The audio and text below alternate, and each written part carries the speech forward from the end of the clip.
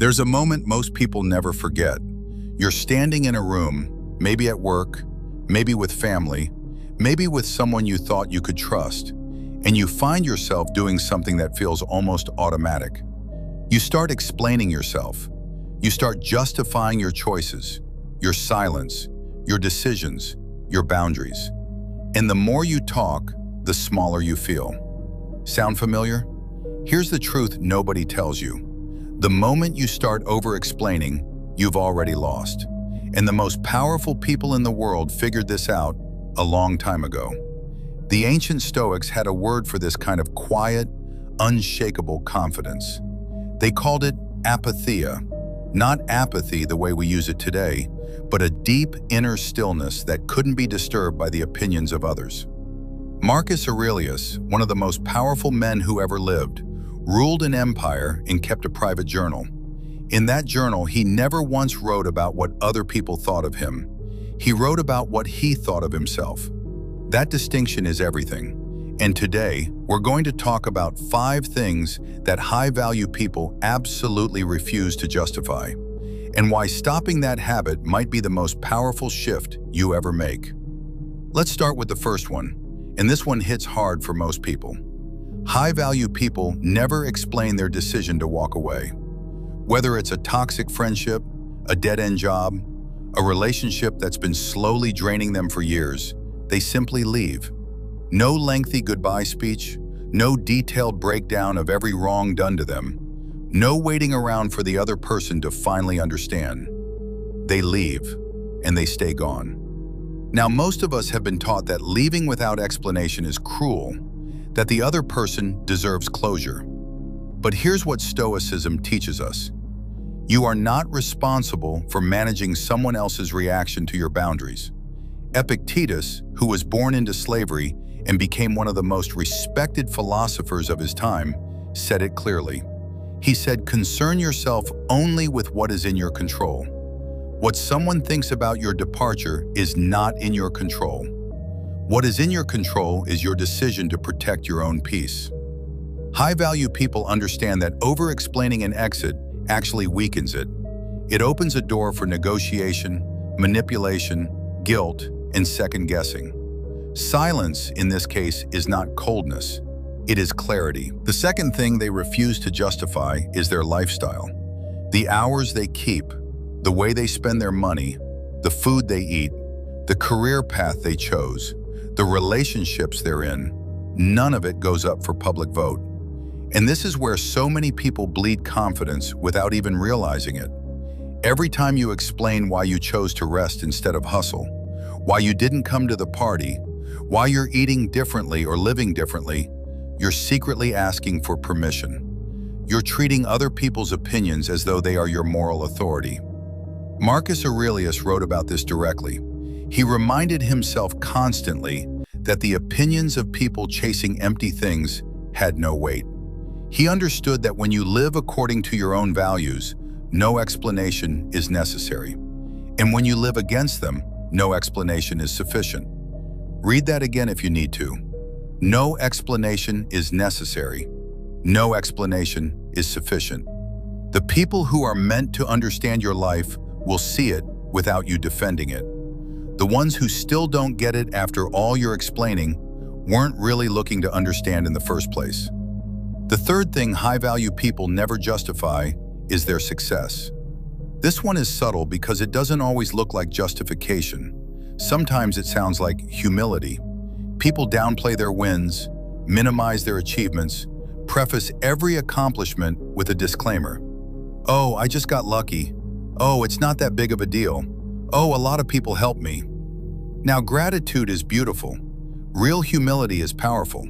But there's a difference between true humility and apologizing for your own success because you're afraid of making others uncomfortable. Stoics believed that virtue, real internal strength, was its own reward and required no external validation. When you shrink yourself to make others feel bigger, you are not being kind. You are being dishonest about who you are. And that dishonesty has a cost. It teaches the world to expect a smaller version of you. Over time, that smaller version becomes the only version you know how to show up as. High-value people own their wins, quietly and completely. They don't brag, but they don't bow either. The fourth thing they refuse to justify is their silence. We live in a world that treats silence like a crime. If you don't respond quickly enough, people assume the worst. If you choose not to argue, people think you've conceded. If you stay quiet when accused, people assume it's guilt. But the Stoics knew something most people spend their whole lives learning. Not every attack deserves a defense. Not every accusation deserves an answer. Not every loud opinion deserves your energy. Marcus Aurelius wrote that he had often been ashamed of himself after speaking, but never after remaining silent. Think about that for a second. He was a Roman emperor. He had real enemies, real critics, real battles to fight. And still, he chose silence as his weapon more often than words. High-value people understand that silence is not weakness. It is discipline in its highest form. When someone baits you into an argument, your silence doesn't lose the debate. It ends it. When someone tries to make you justify your worth through their questions, your silence is your answer. It says, "I know who I am, and I don't need you to agree." The fifth thing, and this might be the most important one, is that high-value people never justify why they put themselves first. They rest without guilt. They say no without a paragraph of excuses. They protect their time, their energy, their mental space, and they do it without holding a court session to prove why they deserve to. This is the one that breaks most people, because we've been conditioned since childhood to believe that putting yourself first is selfishness. But Epictetus taught that you cannot pour from an empty vessel. You cannot show up fully in any relationship, any mission, any purpose if you are running on empty and pretending otherwise. High-value people understand that self-preservation is not selfishness. It is the foundation that makes every other form of generosity possible. When you stop justifying your need to rest, your right to say no, your choice to invest in yourself, you stop living on everyone else's terms and start living on yours. And something powerful happens when you do that. People respect you more, not less.